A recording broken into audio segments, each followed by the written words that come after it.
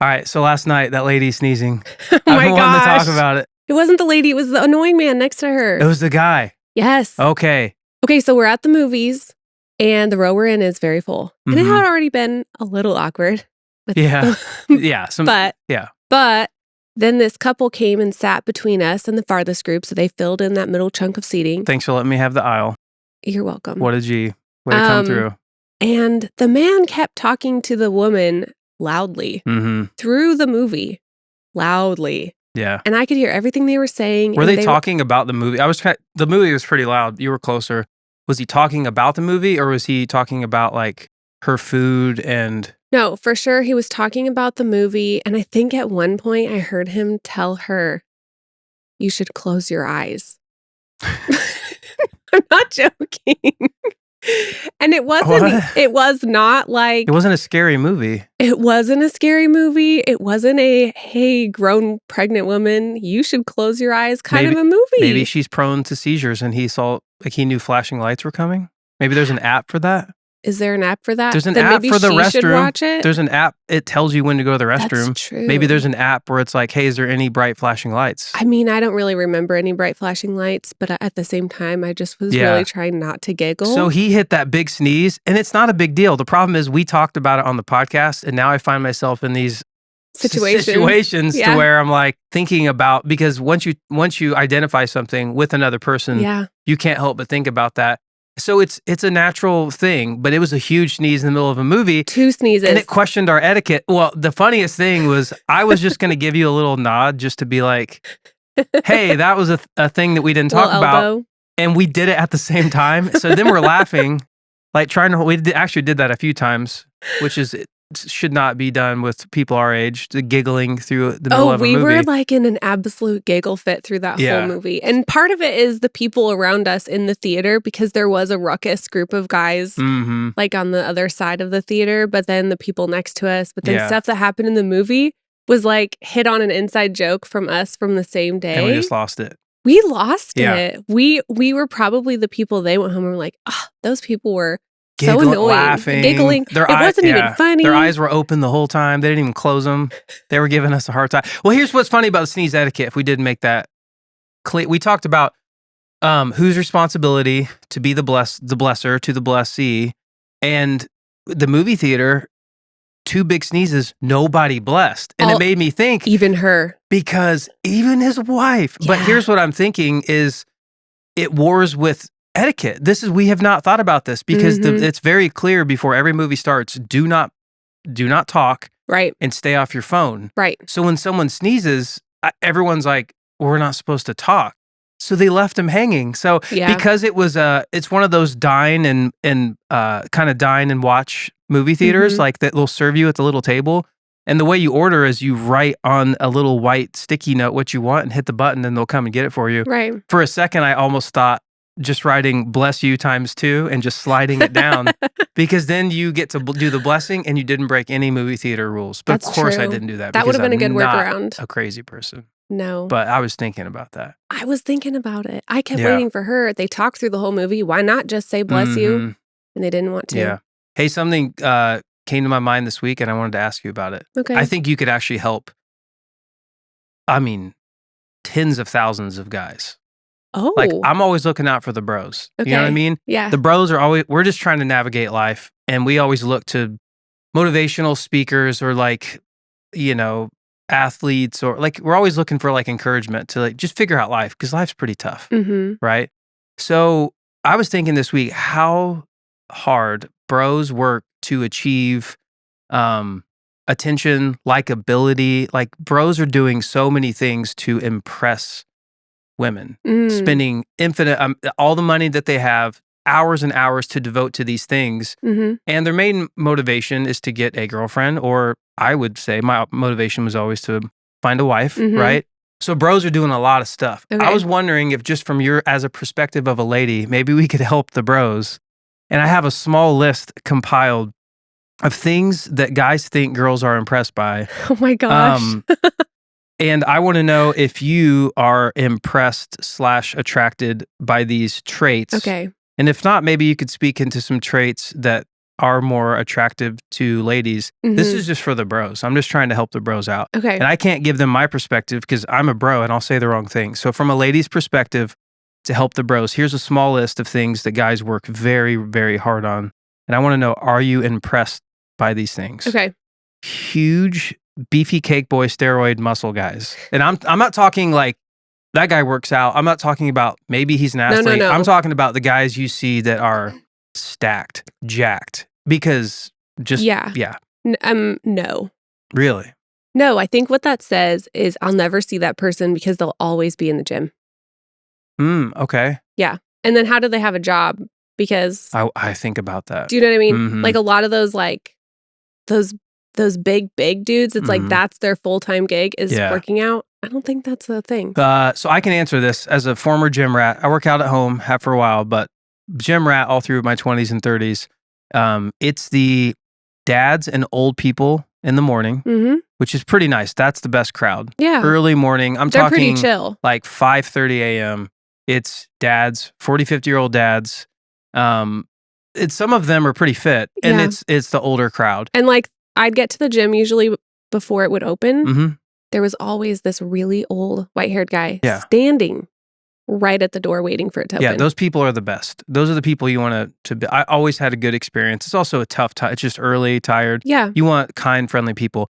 The bros come out after 5 o'clock because I think they are working all day. Right. And most likely, now many of them do have wonderful ladies, I'm sure, to go home to and enjoy life. But many of them, that's kind of what they do, probably to get a lady. And they'll be in there hogging. Not all of them. Some are cool. Hogging the weights, especially the free weights, and then they'll clump together, kind of cluster like gang style around like a machine that you can't get, like a cable machine. You're like, I don't want to bother these 4 bros in tank tops, but I could really do a lat pull down right now. Right. Well, I think that the question I also think is, sorry, I'm losing my voice, is would I ever get a good meal with this person? And the answer is probably no. Right? Because they probably eat, the guys like I see like do that on TV, they're always eating like 8 chicken breasts for a meal and then maybe some broccoli on the side, but they're like trying to cut and not eat. Yeah. And so then I'm wondering, am I ever going to get to go out and just enjoy a good meal? Or is it always going to be like, yeah, she can have whatever she wants and I'll drink this water. Can you make me 10 chicken breasts with no seasoning? I heard a bodybuilder trainer say it like this, and it made total sense. It made total sense to me. Said, if you want to be at your peak performance, you have to eat like a dog. Yeah, no. Dogs eat the same thing every day at the same time. And he's like, dogs are not going to complain about their kibble. I enjoy life too much for that. I do too. All right, so moving on. So that's it. That's a hard no. All right. Are you impressed / attracted by this? Men who rock hair dye / beard dye. Because men are pretty devoted to this, and the ones that do it, I've seen like, and I've heard you got to do it like every other day because those little beard dye. Yeah. Those you'll sprout quick, or hair. I would say I don't know how often the hair, but like my facial hair grows quickly, so a couple days if I had facial hair and dyed it, in 2 days those grays would be popping. When you said beard dye, I immediately thought of like glitter beard. That is like at Christmas time. Okay. We had a friend who would like make his beard look like a Christmas tree, which is always fun. That's pretty cool. But now I realize you're talking about maybe natural colors. I'm talking about the 30 to 50 some year old guy who went a little bit gray, and he's like, I want to keep looking fresh. And maybe he's doing it for himself. He's like, I love that dark jet black Tom Cruise looking hair I had for years, and I just want to hold on to it. I think that's cool. I think a lot of men do it, honestly. I hope it goes like without saying though, for this whole list, to each their own. Of course. I'm trying to get your perspective to help a few bros. Listen, as I rock my own grays, I think other people should rock their own grays. Okay. And dyeing your beard every other day seems like a lot of work. All right, moving on. This one's going to be a little sensitive to some. You can turn off the podcast if this is you. It's not a big deal. There's probably medical reasons, but man Botox / the stretchy face. Attractive. I'm just saying, you can't convince me that there are many men. Now, again, no hate or shade thrown on the man who's like, hey, this is for me. I want to find my confidence and this feels safe. I'm going to do it. To each their own. I think this is more of a question of from a lady's perspective. So there's not guys who are spending like thousands of dollars and stressing about this. Right. I want to hear from a lady. If you're like, no, it actually makes a big difference, then I'm like, I'm going to do that. Gosh, I think there's a level of Botox and filler you could do that's very, very gentle, and people probably, for the most part, don't recognize immediately by looking at your face that you have it. But I would say sometimes maybe the practitioner, maybe the person, they want a certain look. It can teeter into the more more obvious, like, oh, we have filler, we have Botox. And it's, if you're looking for something like a look that says that you do that stuff, then go for it. I think for me, again, I have to stick with what I do. And this is my face as it is. You age gracefully.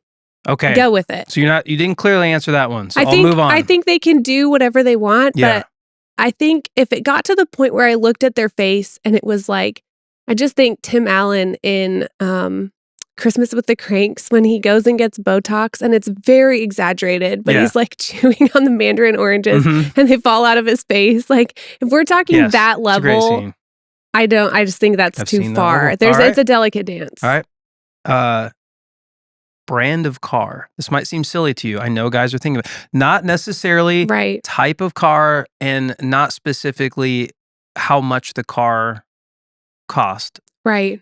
Just the brand of car. The brand. Is that impressive to a lady? Okay. Depending on the brand a guy I'm sure drives. that it could be. Okay. So I'm sure that it could be. Men, take note. Could be. Yeah. So a Honda versus a Mercedes, there's a little bit of a It would tell you a little bit about the person, for better or worse. It would tell you about they're in debt. Yeah. It could tell you they're trying to impress. It could tell you they're living outside of their means. It could also tell you maybe they're like a car guy, an enthusiast, and you get to ask them about it and they're really passionate about it and can tell you all about it. Or the other side of it is maybe they care so much about frugality that they drive an old beater that doesn't have air conditioning. Yeah. Hey, Melody. I mean, it could be either way. Have you ever said the word frugality in your entire life? I don't even know what that means. Thank you. Moving on. Okay. Keeping on the car, loud car exhausts. And that's a hard no. Oh, sorry, boys. Man, Man, I love to hear just a ripping, screaming exhaust. It depends. It needs to be V8, V10, V12. Right. A loud, screaming 4-cylinder, get out of here. Some of the 6s, the turbo charge, maybe. Got that. Not all the time. You know what I'm saying? Oh, so there is a certain roar of an engine that you're like, okay. That can be really fun. All right. Yeah, but maybe not boys. Hey, let's get up and drive to brunch this morning. Okay. All right, so this was me. This was definitely me in high school. Man, I thought I was so cool. I had a loud sound system. Yeah. Subwoofers so banging that I could not I had to get special adhesive to keep the rear view mirror on, because it would shake the car with such violence that it would just fall. I think Which car was this? I had a Jeep. It was like a Jeep Grand Cherokee. And I had a couple different cars with like systems and subs.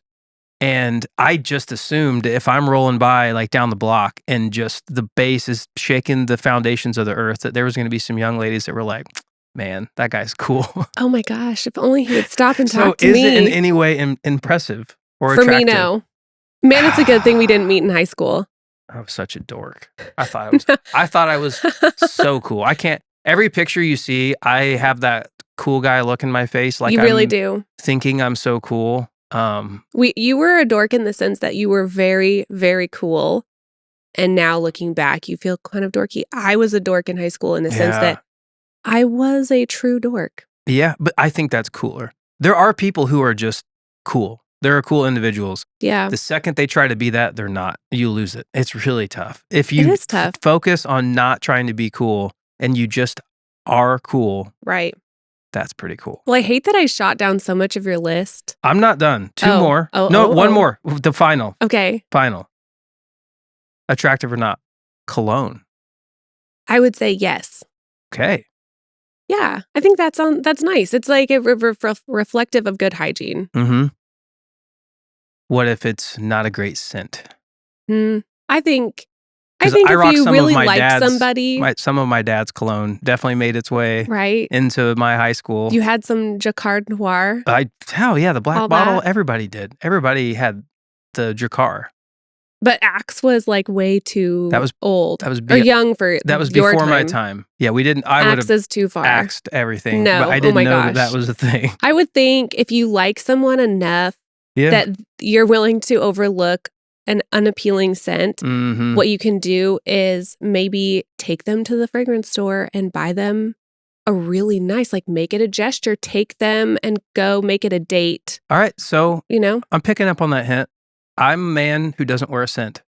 I don't either, though, it's a natural, because of work. It's a natural scent. So I'll ask you honestly on this podcast and with the witness of our firstborn, do you want me to start wearing cologne? I mean, I wouldn't say no. You do. Mel, did that sound like a yes to you? A little bit. I've literally never sat here, though, and thought, man, if only Joe wore cologne, but I would not say no to it.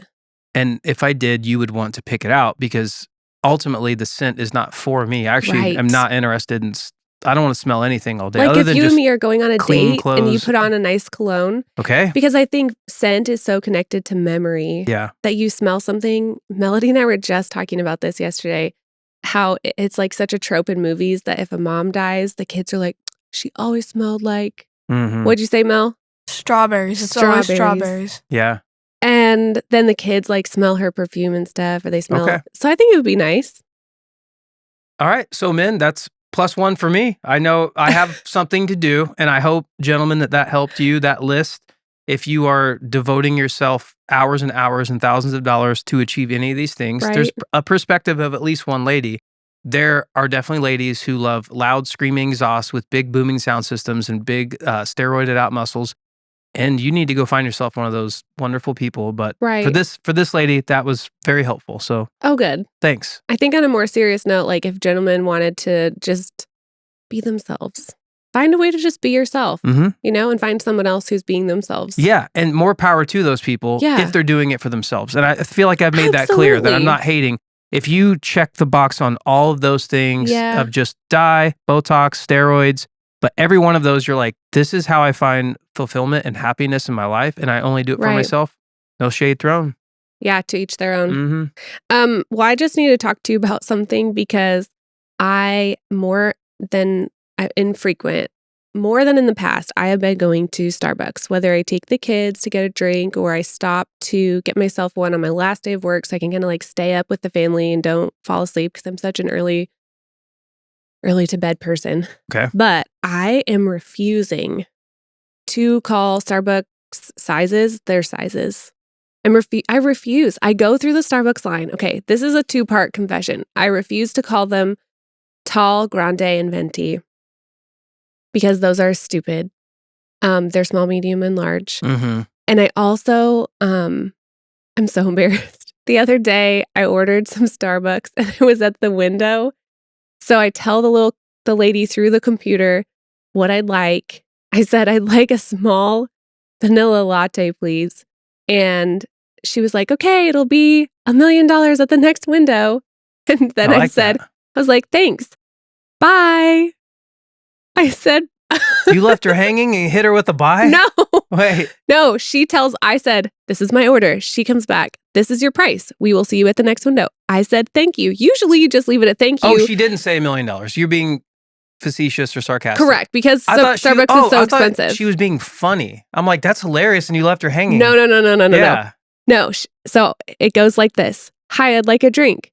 P.S. We can make this drink for you. It will cost this amount of dollars. And I usually, as you do at a drive-thru, say thank you, and you just pull around because you're gonna see that person in 10 seconds. You hit him with the U2. I basically did the next level of U2, and I said bye. Yeah, enjoy your meal. U2 when you're gonna eat it at the kiosk where you order, and then you had to say hi. And then I had to say hi again. Oh no! Why do you do stuff like that?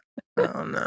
But I also kind of wondered, like, I also had a recent Starbucks experience where the girl, because you know how they hand you the thing and they're like, it's going to ask you a question. Like they have no idea what it is. And they look away so hard. And then this chick. I like when they not just look away, they close their eyes so hard. Yeah. And it makes you wonder how long you could hold them there. I'm like, before you hit it in. Which button to choose if you said that out loud? No, so they hold you that thing out and say, it's going to ask you a question. Like, it's a surprise every time. Maybe it's a new question, a trivia, so to speak. But it's about the tip. This chick the other day got the kids some Starbucks when we were shopping, and she holds the thing out and she goes, "It's going to ask you how much you want to tip us."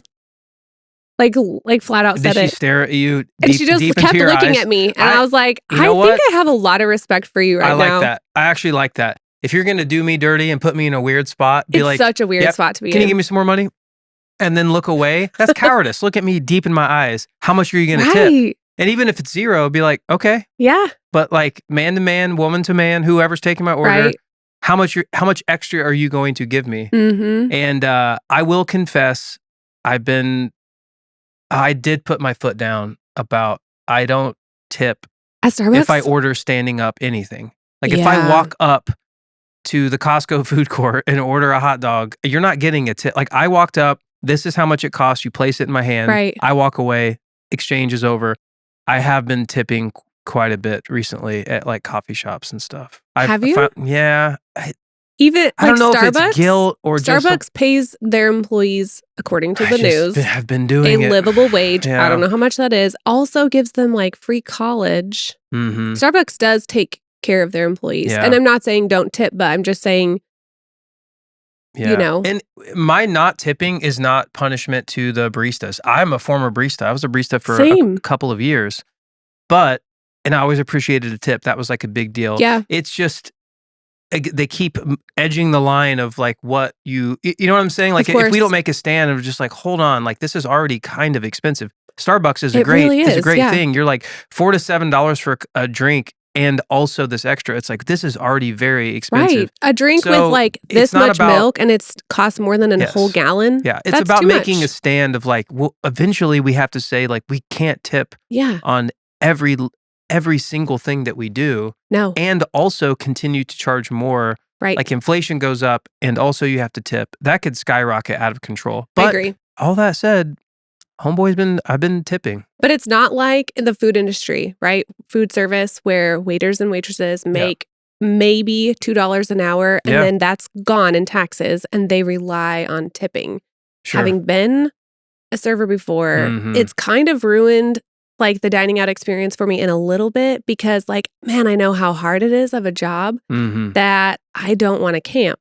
So whenever I go out with friends and I know we're going to talk and visit for a long time, I'm always trying to steer my friends towards like a coffee shop where you can sit and camp at the place, which camping, side note, camping is like server speak for people who will never leave your booth. Servers get assigned a certain amount of tables on their shift. Those tables get sat with customers. The customers eat, pay, leave. And the quicker you can turn over those tables, the more money you have to make. And I didn't know that until you became a server. I mean, I did know like, oh, I can't be here all day. But when I would view going out to eat, it wasn't just about the food. It was like, hey, this is a fun environment to where we can like hang for like a couple hours and enjoy. Because once we're done, where are we going to go? Like, you know, unless, So typically it's like, hey, this is our thing. We're going to go meet a couple. We're going to go out to eat. I don't want to be rushed. I don't want it to be 45 minutes. Like app comes, food comes, bill comes. You're like, see you later. Right. I want to go enjoy that time. And then since you've mentioned that, I have been more sensitive to not be there as long, or leave a much higher tip if I could tell, like, hey, we've kind of overstayed our welcome, but I'm going to square this guy or gal up. Yeah, exactly. Because you want to take care of them and you want to make sure that they get money that they deserve. And so if I do camp, I know it in advance. Like this is a meal I'm going to camp at. Me and this friend are going to talk forever, and then I just kind of put that into the tip. Because would you tell the server that you're going to be a camper ahead of time? Like, hey, I'm gonna keep it real with you. I'm here with my friend. We're gonna do a little bit of camping.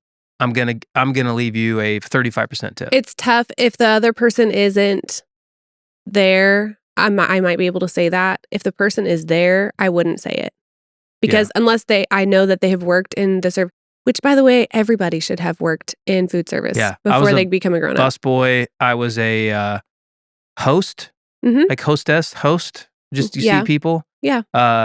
Hacienda, Mexican restaurant. Were you really? 16. Oh, yeah. And then did you like the food then? Busboy, I don't recall, to be honest. I don't remember. I don't know. Man, speaking of, all right, I got to hit this really quick. Yeah. Because I thought about this for a while and you brought it up, and that place is the biggest culprit. We got to keep this quick because there's something we have to get to. There should be no room for hot shredded lettuce. When you put Thank you. shredded lettuce in a inside of a steaming hot burrito, False. it turns Absolutely into wrong. like Irish, like boiled cabbage. Mhm. And the texture is nasty. Already lettuce adds no Mhm. flavor. It's a crunch. It's a texture, which is awesome. I love, some fresh shredded lettuce, maybe sprinkled over a taco. I love a fresh butter lettuce Because it gets that crunch. on like a burger the or crispy crunch. yeah. So I'm not saying like, oh, Yeah. don't throw. It's when you stuff. So it's like hot beans, hot rice, hot meat, cheese. Perfect. Cheese will melt. Then you throw lettuce on there and then Super you wrap finely it up shredded lettuce. and it wilts within 30 seconds. And then if you get a bite, Man. it's like you get this noodle of lettuce that might it's come out and awful. just Yeah. it's And disgusting. that place that I used to work at, biggest offender, they throw lettuce in everything. Yeah. And hot so lettuce gross. needs to stay away. That should not be a thing. It's really tricky on a burger because the burger is hot and I do like lettuce. Yes. So I will have a little like kind of a buffer zone between the hot Like burger the and tomato cheese. is a buffer. You want to use the tomato? Yeah. You want to use a pickle, even some condiments, but you Mhm. want to protect the integrity of the lettuce. Exactly. And the hot layers. burrito, there's no integrity. No. No. So I'll end up kind of scooping it out. So if anyone's listening that does that, please don't do that. Maybe the Crunchwrap Supreme has the integrity because it has that hard shell thing between the two layers of cold, because usually they put tomato and lettuce on one side and the meat and the cheese on the other side. Proper barrier. Yeah. Yeah. So you need it. It's important that people think this stuff through. So we have a banger of a guest grievance. I'm so excited. And I want to make sure that we have time. This one hits home in a few different ways. I don't know if you've heard the whole thing. I have not listened to it yet. I did listen to it once. I don't always listen to these, but just for time, this one was, we try to shoot for a minute. This one was pushing 2, but it is worth every minute of Let's it. Hear it. Melody, do you have that guest grievance queued up for us, Yep. please? Okay, I'm going to make this as a voice memo. Otherwise, it will never get sent. But, so, here it is. Our grievance is, for me, growing up, it was completely normal and totally kosher to use our big blue Tupperware container for popcorn and also as a vomit bowl when we were sick. And all my mom would do is after we threw up in the bowl, because it was just easy access, she could just bring it to on the couch, she would go wash it out, spray it with Lysol, and give it back to you. And then you would just keep heave-hoeing in the bowl until you felt better. And then she'd do one final wash, put it back in the cupboard, and next time we made popcorn, we would put it in the Tupperware bowl, and it always smelled faintly of Lysol, but like that was just comforting because that was home. So Joel has a big problem with this because he was not raised this way. And when I bought my own big blue Tupperware bowl at the Indiana State Fair a few years ago, I told him, I'm super excited about this. This is our popcorn and puke bowl. And he was like, excuse me? Oh my God. What did you say? And I'm like, this is our popcorn and puke bowl. Everyone has one. And he's like, no, everyone does not have one. That's disgusting. We are not doing that. And like it genuinely upsets him. And Lincoln almost threw up a few weeks ago. And he was like, Rachel, can you grab something? He's about to throw up. And I ran and I grabbed the popcorn bowl. And he's like, put that away. We are not letting him puke in this. And like he was standing his ground. Like it's a big grievance for him that I want to use our big blue Tupperware bowl for popcorn and for puke. So that's my guest grievance if you want. Did you Did you have one of these bowls when you were a kid? Yeah. Because I totally did. And before we tell these stories, we just upfront have to say popcorn puke bowl is diabolical, should be illegal. Like we clearly need to establish that right from the beginning. That said, yes, my family had a popcorn puke bowl, and as a kid, it just did not cross my mind after the puking was done that they're like a week later, or maybe a day later, I'm munching some popcorn, and it didn't cross my mind. What about you? Yeah, like we had this giant yellowy orange Tupperware bowl that if somebody was sick, someone would say, go get the puke bowl, and like they could lay in their bed and have that in case they couldn't make it to the restroom. And then it was also what we would make homemade popcorn in. Oh. But like as an adult, that's funny because to think about it, yeah, that's disgusting. But It's at the so same disgusting. time, Yeah. I get it. Like the practicality of it. Yeah. And so the inverse is you have a special bowl designated just for puke. That's also pretty gross. That's pretty and where do you different. store it? Because you wouldn't want to store a Right. designated puke bowl with your other bowls in your home. Which we do. Well, listen. So then where would it go? You'd put it out, like in the garage. So imagine a dusty garage. No, like it could be in your medicine really cabinet. And they're already queasy. It could be in the medicine cabinet with the medicines, like in the linen closet with all of that stuff. And if you had a designated one, you do need a large one. It has to be real large and wide. That's why the big popcorn bowl. It's the practicality of it. Because you know what?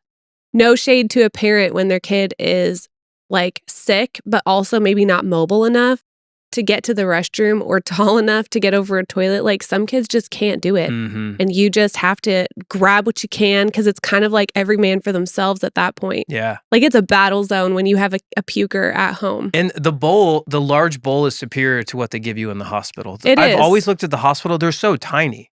What are you talking about? Like when somebody gets sick in the hospital, I'm getting a little defensive. I don't really go to the doctor. I was going to say, what are you speaking of? They're just not. It's not real. Not I'll necessary. argue. So, but I've seen, like, I've been sick before when I was a kid, and they give you like a little plastic thing to throw up. That's been upgraded, brother. It's little. I'll tell you, no. It's not a popcorn bowl. Here's the thing. The opening might be little. It's like roughly the size of your hand, right? Oh. But it's a very long tube. You can fill it up. So if you get sick at a medical facility, I would say you could probably buy these on Amazon. Or Indiana State Fair. Indiana State Fair. But you can, be sick and it goes so far away from your body. And then you can just throw it away. Is there a cap? Like a screw-on cap? No cap. But I think if you've got kids young enough, sometimes you just got to do what you got to do. Oh. I don't have any shade because I've been there with kids who it's either they'll puke on the carpet, they'll puke in the bed, they'll puke all over themselves. Yeah, better a popcorn bowl. Better a popcorn bowl. Okay, what do we do? Melody, do we have a designated puke bowl? I know this is gross to talk like about. We do this anymore. is real talk, though. We do. We still use it for cooking. We don't use it for popcorn anymore, though, because it's our blue bowls, the ones she was talking about. The old ones. We also have a blue bowl. What's with the blue? They're old, and we don't use those as frequently as. Yeah, our caller Rachel, she's second generation on the blue bowl. We have a blue bowl too. Is the blue bowl the puke bowl? It's just been a good one because it's So I think I know what bowl you're talking. Oh, we don't really use that though, and if you just put it in, the dishwasher on sanitize, it's fine. Here's why I'm going to push back on that, and here's the real problem. So the science is coming out about something called microplastics, and it seems to be an epidemic now. As a kid, we just ate everything was out of plastic. It's just not a problem. Then there's the plastic water bottle. Okay. And they're trying to prove that hey, there's a trace amounts of microplastics. No, there's literally a plastic spoon's worth in your brain. You apparently. heat up food. Or in the bottle of water, they're like, don't let the sun heat up the bottle of water. So I'm thinking about microplastics, and the same thing has to be happening in this bowl. It's like, yeah, you Lysoled it, you cleaned it, but there has to be some micro mucus trapped within the. You know what I mean? You throw up, that's gross. Yeah. You give it a quick wash, maybe some Lysol. There's micro mucus. There's a little bit left over in that micro mucus. I don't know the word for it, but it's not microplastic.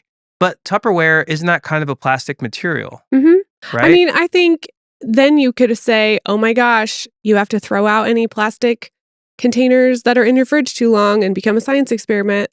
Say you go on vacation and forget that there's leftovers in the fridge. Oh, there's micro lasagna in there. Micro lasagna could be a thing. And that's why I think that to support Rachel and the way we grew up, and apparently what we're still doing, is if you had an old bowl that had some it's cereal the old bowl. and it gets a little funky, you're like, oh, I didn't know that was there. Oh, gross. Look what's in there. Yeah. You wouldn't say this is a puke bowl now. No, right. you'd clean it. It'd be gross. You'd run it. So I guess the puke thing is very similar to just something nasty on, but this also makes me think this is why I'm not about potlucks or carry-ins or whatever you want to call it, is you don't know what that food touched before it was about to go into your body. Like, did that person use their puke bowl to cook up their food? There are people who do this stuff. And so if you're going to wash the puke bowl and be like, it's clean now, you could do the same thing in your kitchen sink. You could say, well, here, okay, people do this. I've seen online. They'll clean the kitchen sink because it's a large bowl. And yes, they'll sanitize it, do all those things. Now they're making sink spaghetti. But would you say the sink spaghetti is clean because they're like, gross. I Lysoled the sink. Sink spaghetti is totally fine. So you're at the potluck. Sink spaghetti is crossing a line. And they transfer sink spaghetti to a spaghetti crock pot. And you're like, oh, this is so delicious. They're like, yeah, it could have been made in the sink. But so, okay, listen. I would say that as disgusting as it is, if somebody gets an upper GI bug and uses a puke bowl, I don't think that is any, quote, dirtier than having raw chicken and raw meat. Yeah. All on your plastic cutting boards and dishes and mixing the marinade with all of the raw stuff in the bowls. Like, that has potential for even more active germs. And then there's people that like wash meat in the sink and then splatter all of those germs like all over their kitchen when it's not necessary. This is a big debate. Many people wash their chicken. And I am curious, like, if Joel in this situation wants their family to use a designated that's what it sounds like. Sick bowl. Yeah. And if so, like, they would just have to maybe get themselves some popcorn buckets. Color-coded too. It should be like, there you go. Honestly, like a beige orange bowl. To be very honest, like, we don't use popcorn and the same. It's not the same because we have popcorn buckets. We do now, but I still use that blue bowl. I never really use it. Yeah, I didn't know that we had. I use that as my trash bowl when I'm cooking. Yeah. And I think, is that a kid thing? Like, as an adult, yes, I don't have it's totally for little kids. I don't ever. It's it's a race to the toilet. If you got sick one time, I wouldn't come to you be like, here's your bowl. Yeah. I'd be like, bro, you get yourself to the toilet. But Kate, there has to be a limit on this because you wouldn't turn the water off on your toilet and just say, this is a huge bowl. Let me give it a nice scrub. You could scrub as hard as you could in a used toilet and make it immaculate Toilets and clean. Have more than just puke. But here's the thing, though. So you're saying that there's a limit to how much you can clean. You wouldn't make toilet tortellini. Okay, you wouldn't like scrub it and whip up some tortellini. We're also talking about toddlers. Toddlers, preschoolers can't make it to the restroom to be sick. Okay, these are kids who are a year away from puking on their own family members on the daily. And their family being like, oh, do you have upset tummy? No big deal. I'll change my shirt. Like, this is how far away those little babies are from puking on their parents. This is not an issue. And now they're puking in a little bowl because they have a little upset tummy. I just don't think it's a big deal for little kids to have their little access to a safe place to be sick. No. The argument in no way is should a child have a bowl. It's should it be a bowl that is used for other things. Yes, I'm making the argument that 6 months before this kid is using this bowl, they're puking on their own family members because they're young enough to just throw up after eating something. In a way, is that not better though? Yeah, they puke on you. It's disgusting. But are you going to wear that shirt again? But you're not going to eat it. There's no trace amounts in your popcorn. But you'll wear it. No. And if, well, do you know what I mean? You can change your clothes. But you can wash a bowl. But is it 100%? We've talked about Lysol. It's like kills 99.9% of germs. What about the 0.01? Like, I'm going to say the germs funk are also being killed by stomach acid. And then if you clean it and, sanitize the dishes, I think it's fine. Yeah. It's like a little kid. I'll be really honest. I'm probably just like way desensitized to this stuff because of my job. But at the same time, like, it just doesn't bother me. So I think we're a little divided on this. I'm with you, girl. I think it needs to end. I think designated puke, and it shouldn't be blue. But I also know that like you can't handle puke. No. Awful. That's why I didn't know the buckets or the bowls in our house, because most likely it's you, and I'm going. Yeah, because anytime we have a puker in the house, stomach with that stuff. I'm dealing with it. No, I'm not a fan. But hey, thanks for calling in with the guest grievance. We love it. And we would love to hear more guest grievances from you guys, the ones you've sent in. Just beautiful. Love to hear what you're talking about. Leads to some great conversation. You can email us at peanutbutterpicklepod@gmail.com. Yep. We'll drop it in the video, which, by the way, if you are an audio listener only, we are on YouTube and Spotify. If you want to watch how dumb and silly we are reacting to puke bowls, like, you can stare at us doing that. But yeah, would love to hear some of your guest grievances. So or please, hot topics. Yeah, or hot topics if you got a really good topic. If you're going to call solo on behalf of, a significant other, make sure to accurately give their side. We want them to be well represented as well, as we're trying to solve these grievances. Yeah. And as I said at the Starbucks ordering station, bye.